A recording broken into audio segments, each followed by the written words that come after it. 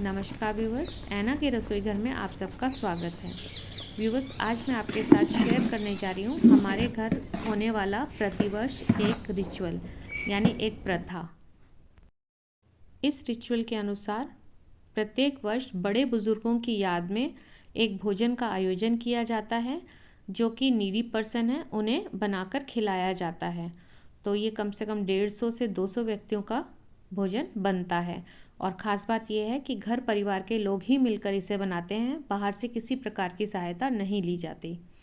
तो चलिए शुरू करते हैं भट्टी के पूजने से, यानी माताजी भट्टी पूज रही हैं। प्रत्येक वर्ष मम्मी भट्टी पूजती हैं और हमें शगन पकड़ाती हैं।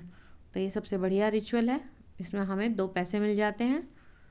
और ये चूल्हा ऑन हो गया है, इस पे बड़े भैया ने पतीला रख दिया है। अब हम इसमें हलवा बनाएंगे। तो हलवे के लिए हमने 2 लीटर घी और 3.5 किलो सूजी।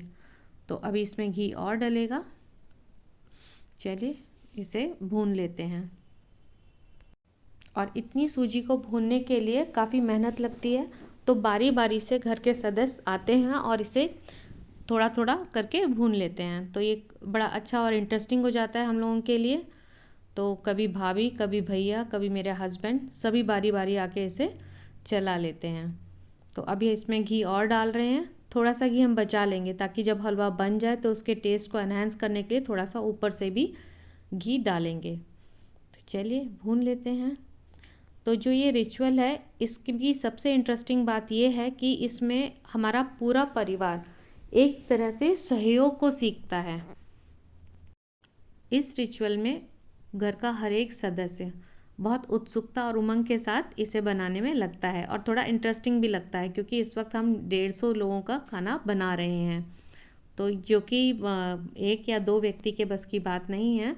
तो यथासंभव जिसको जो काम आता है उस हिसाब से वो इसमें भागीदारी रखता है और बच्चे आपस में एक दूसरे को सहयोग देने की भावना को सीखते हैं। सूजी भुनने के बाद अब हमने इसमें पानी डाल दिया है। तो पानी का रेशो हमने वही रखा है 1:3 का, यानी अगर 1 कटोरी सूजी तो 3 कटोरी पानी। और साथ ही हमने चीनी हम 1:1 रखेंगे, यानी अगर 1 कटोरी सूजी है तो 1 कटोरी चीनी। तो इसी हिसाब से हमने एक पतीले के मेज़रमेंट से इसे बना रहे हैं। तो चलिए अब हम इसमें चीनी भी मिक्स कर लेते हैं। अब क्योंकि ज़्यादा क्वांटिटी में इसे पकने में काफ़ी टाइम लगता है, तो जब तक ये पकता है तब तक हम ड्राई फ्रूट की कटिंग कर लेते हैं। तो ये हम इसे स्लिट कर रहे हैं, बहुत ज़्यादा बारीक नहीं करेंगे। इसी बीच बीच में हमें इसे चला लेना है। अच्छा, इस बीच हम लोग इसकी फ्लेम को कम और ज़्यादा कर रहे हैं, क्योंकि ये अगर ज़्यादा तेज़ हो गई तो जलने में बिल्कुल सेकेंड नहीं लगेगा। तो इस चीज़ को हमें बार बार बैलेंस करना होता है कि जो आग है ना इसकी स्टोव की, तो उसे हम बराबर से कम और ज़्यादा कर लें। तो चलिए अब हम इसे बीच बीच में काफ़ी अच्छे से गाढ़ा होने लगा है ये।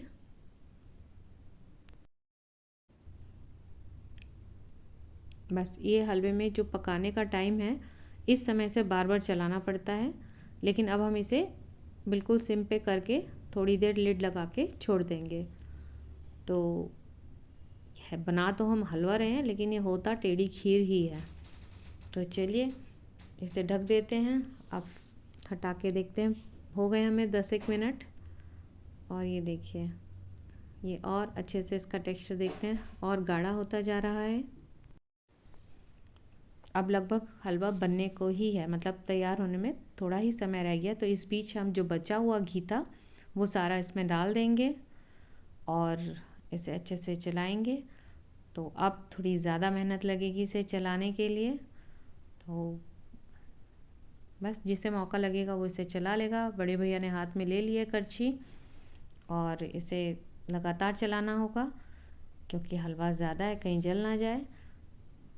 हलवा बनके तैयार है। अब हम इस पर ड्राई फ्रूट डाल देते हैं और खुशबू बड़ी अच्छी आ रही है। इस बीच हमने इलायची भी डाल दी है इसमें, जो कि मैं वीडियो शूट नहीं कर पाई उसका।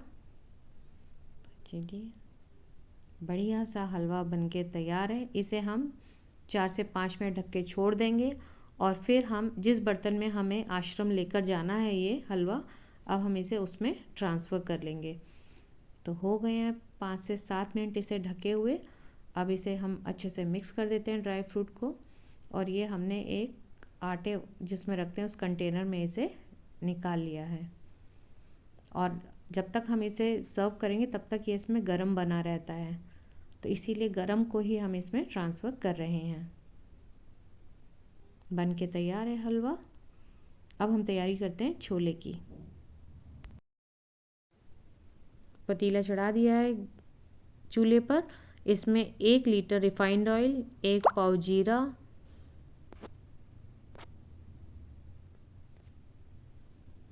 साथ ही डालेंगे इसमें हल्दी पाउडर बिल्कुल अंदाजे से, और धनिया पाउडर,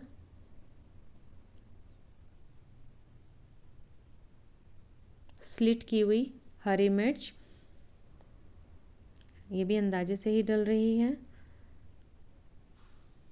इसमें हमने डाली है देगी मिर्च का पूरा एक पैकेट जो कि 100 ग्राम का है, और साथ ही हम इसमें डाल रहे हैं 4 किलो टमाटर की प्यूरी। ये ताज़े टमाटर की प्यूरी थी। इसमें हम रेडीमेड प्यूरी भी डालेंगे। अभी डल रही है इसमें तीखी लाल मिर्च। तो क्योंकि ये हमारा काफ़ी क्वांटिटी में बन रहा है तो अंदाजे से ही मसाले डाले जा रहे हैं, बाकी बाद में इनका टेस्ट देखकर इनको बैलेंस कर लिया जाएगा। तो अब हमने रेडीमेड प्यूरी डाली है, साथ ही हम डाल रहे हैं अदरक का पेस्ट। तो चलिए इसे अच्छे से भून लेते हैं। अब इस मसाले में हम डालेंगे नमक और इसे चलाएंगे अच्छे से। कलर बहुत अच्छा आ रहा है, इनफैक्ट खुशबू भी बहुत अच्छी आ रही है। और अब इसे हम थोड़ा सा कवर लिड लगा के ढक देंगे और बीच बीच में इसे चलाते रहेंगे, क्योंकि इसकी क्वांटिटी ज़्यादा है। तो अगर खुला पकाएंगे तो इसमें बहुत ज़्यादा टाइम लगेगा। तो इसे मीडियम टू लो फ्लेम पे करके हल्का सा कवर करके, और फिर क्योंकि खुले में पका रहे हैं तो कहीं कुछ गिर ना जाए, इस चीज़ का भी हमें ध्यान रखना है। और अब ये देखिए इसमें तेल अलग हो गया है, यानी मसाला अच्छे से भुन चुका है। इसमें हम डाल रहे हैं 2 किलो पनीर और इसे एक बार चला लेंगे। तो ये इस वक्त अच्छे से पक रहा है, तो इसे ज़्यादा पकाने की ज़रूरत नहीं है। अब हम इसमें साथ ही डाल लेंगे मटर। ये 7 किलो मटर हैं जिन्हें हमने रात को साफ़ करके धो के भिगो दिया था और सुबह इन्हें कुकर में डाल के उबाल लिया था। तो ये अच्छे खासे गल गए हैं। अब ये थोड़ा गाढ़ा है तो इसमें हम गर्म पानी ऐड कर रहे हैं। तो जब भी ऐड करना हो तो गर्म पानी ही ऐड करें, नहीं तो ठंडा पानी डालेंगे तो इसे पकाने में और ज़्यादा टाइम लगेगा। तो बस इसमें एक हल्का सा उबाल आएगा और हमारी सब्ज़ी बनके तैयार है। तो काफ़ी अच्छा टेक्सचर है, बढ़िया लग रहा है। चलिए इसे थोड़ी देर के लिए ढक देते हैं ताकि इसमें अच्छा सा उबाल आ जाए, और जब इसमें उबाल आ जाएगा तब हम इसमें धनिया ऐड करेंगे। तो बस बनके बिल्कुल सब्ज़ी हमारी तैयार है। तो चलिए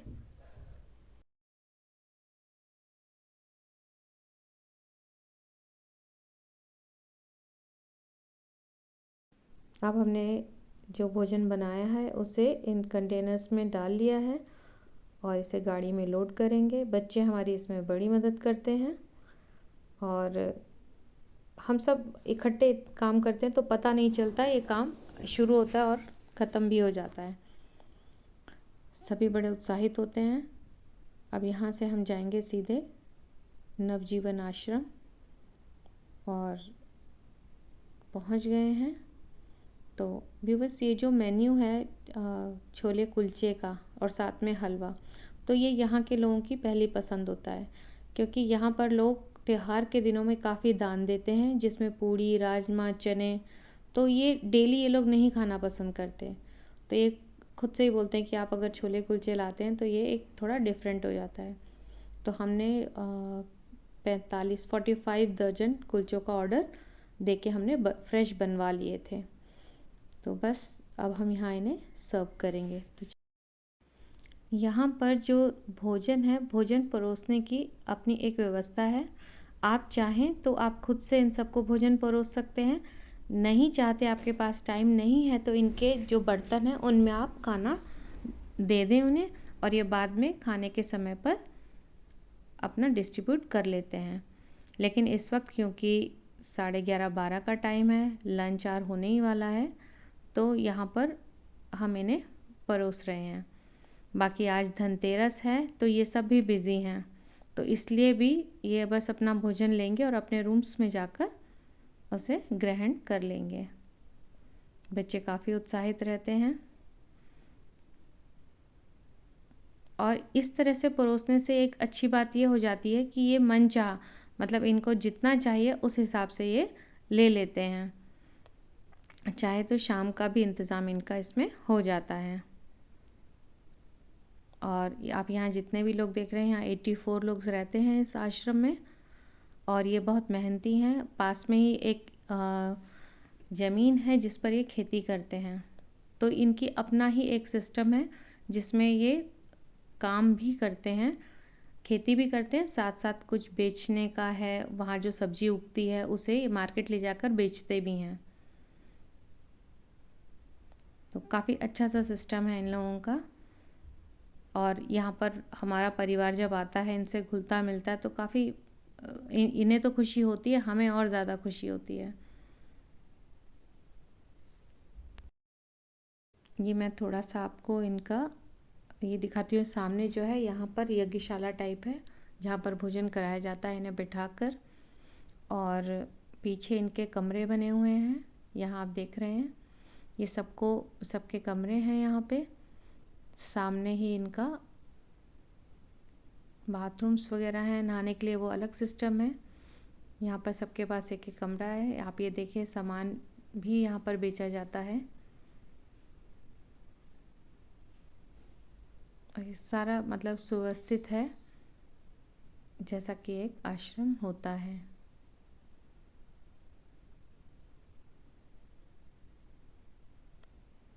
अब हम लोग यहाँ से जाएंगे क्योंकि हमने 150 लोगों का बनाया था, तो आश्रम में 84 लोग ही थे। थोड़ा हम उनके बर्तनों में डाल आए हैं। बाकी बच्चों ने कहा कि हम स्टेशन पर बांटेंगे, तो ये हम स्टेशन आ गए हैं। यहाँ पर एक फैक्ट्री है पास में, तो उसके कुछ लेबर है, तो वो इन्हें बच्चों को दिखाई दी, तो उनका कि हम इन्हें ही सर्व कर देते हैं। तो कहते हैं कि अगर आप खाना खिला रहे हैं तो उसके लिए जो व्यक्ति है वो उसका पात्र होना चाहिए। मतलब आप एक सही व्यक्ति को भोजन कराएं, वो ज़्यादा अच्छा है बजाय इसके कि आप किसी पेट भरे हुए इंसान को भोजन कराएं। व्यूवर्स, ये जो वीडियो है ये मैंने आपके साथ इसलिए शेयर किया है ताकि ये इसलिए नहीं कि हम एक टाइम का किसी को खाना खिलाकर बड़े बन जाते हैं, बल्कि वो इसलिए कि जब हम इन लोगों के बीच में आते हैं तो हमारे परिवार में जो बच्चे हैं वो इस बात को समझें कि हमारे लिए ये जो मज़दूर हैं, ये जो आश्रम के लोग हैं, ये सब हमारे वसुधैव कुटुंबकम का ही हिस्सा है। यानी ये सारी वसुधा ही हमारा कुटुंब है। जो हम कपड़े पहनते हैं, जो सब्जियां खाते हैं, वो जिन लोगों ने भी हमारे लिए उपजाई हैं, तो हम सब उनके शुक्रगुजार हैं। तो व्यूवर्स, अब मैं इस वीडियो को यहीं समाप्त करूंगी, और अगर आपको वीडियो अच्छा लगा हो तो प्लीज़ लाइक शेयर ज़रूर कीजिएगा। Thank you.